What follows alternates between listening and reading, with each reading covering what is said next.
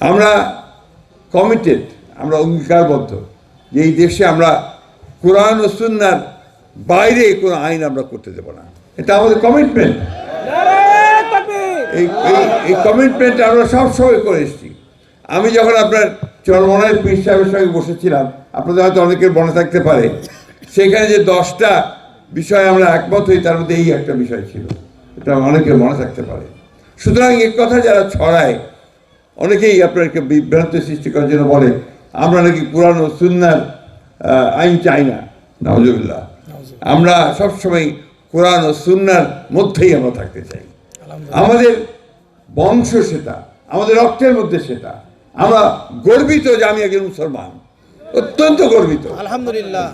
এই কারণে যে আমরা সত্যের পথে, ন্যায়ের পথে ইসলাম সবসময় আমাদেরকে নিয়ে যায়। ইসলাম শান্তির ধর্ম, আমরা শান্তি চাই। আমরা চাই এই নির্বাচনের মধ্য দিয়ে শান্তি প্রতিষ্ঠিত হোক। আমরা চাই যে এই নির্বাচনের মধ্য দিয়ে একটা নতুন বাংলাদেশ গড়ে উঠুক, যেখানে আমি আমার ইবাদত শান্তিতে করতে পারবো, আমার ধর্মচর্চা শান্তিতে করতে পারবো, এবং আমি আমার ভবিষ্যৎ বংশধরদের জন্য একটা সুন্দর ভবিষ্যৎ রচনা করতে পারবো। এইটাই হচ্ছে আমাদের একমাত্র লক্ষ্য। আমাদের ভাইরা, আমরা অত্যন্ত কষ্টের সঙ্গে, আমরা বেদনার সঙ্গে আমাদের ছোট ভাই, আমাদের সন্তান যে উসমান হাদি, যে আপনার প্রাণ দিয়েছে, আমরা তাকে স্মরণ করি সবসময়। আমরা আমাদের রংপুরের সাহিবকে স্মরণ করি, আমরা স্মরণ করি আপনার উসমান ওয়াসিমকে, চট্টগ্রামের, যারা এই জুলাইয়ে আন্দোলনে তারা প্রাণ দিয়েছে। আমরা সবসময় আমাদের সমস্ত 1971 সালে যারা স্বাধীনতা যুদ্ধ করেছিল তাদেরকে আমরা স্মরণ করি, মনে করি।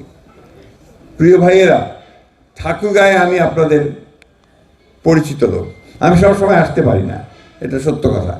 কারণ আমি যে কাজ এখন করি, এই বিএনপির মহাসচিবের দায়িত্ব পাওয়ার পর থেকে আমাকে গোটা দেশের এই আন্দোলনে সংগঠনকে শক্তিশালী করার জন্য আমাকে কাজ করতে হয়। আমাদের সম্পর্কে অনেকে অনেক কথা বলে, ভুল বোঝানোর চেষ্টা করে, কিন্তু আমরা একটা কথা পরিষ্কার করে বলতে চাই যে আমরা এই দেশের 97% মানুষ আমরা মুসলমান। আমাদের ধর্মবোধ, আমাদের কৃষ্টি, আমাদের সংস্কৃতিকে রক্ষা করার জন্য আমরাই এখানে সবচেয়ে বেশি ভূমিকা পালন করেছি। এখন একটা ক্রান্তিকাল মধ্যে পার হচ্ছে, সৃষ্টি হচ্ছে, আন্দোলন হচ্ছে। আপনার কেন জানি না মনে হয় যে দেশকে অস্থির করে তোলার জন্য আবার মানে কিছু সংখ্যক লোক পেছন থেকে কাজ করছে। আমাদের এই সময় খুব সাবধান থাকতে হবে যে আমরা যেন আবার কোনো অন্ধকারের দিকে চলে না যাই।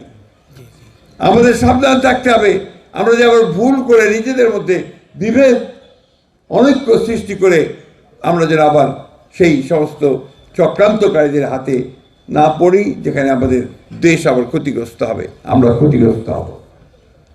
এই নির্বাচন সেই জন্যই খুব গুরুত্বপূর্ণ। এই নির্বাচনকে ভাঙার চেষ্টা করা হচ্ছে, বঞ্চনা করার চেষ্টা করা হচ্ছে, সেটা যেন করতে না পারে সেদিকে আপনাদেরকে খেয়াল রাখতে হবে। আমার শেষ কথা আপনাদের কাছে, আবার কখন দেখা হবে আমি জানি না। আমার এই নির্বাচন শেষ নির্বাচন, বয়স হয়ে গেছে, এখন আর আমার পক্ষে পরে আর নির্বাচন করা সম্ভব হবে কিনা আমি জানি না, হয়তো বা হবে না।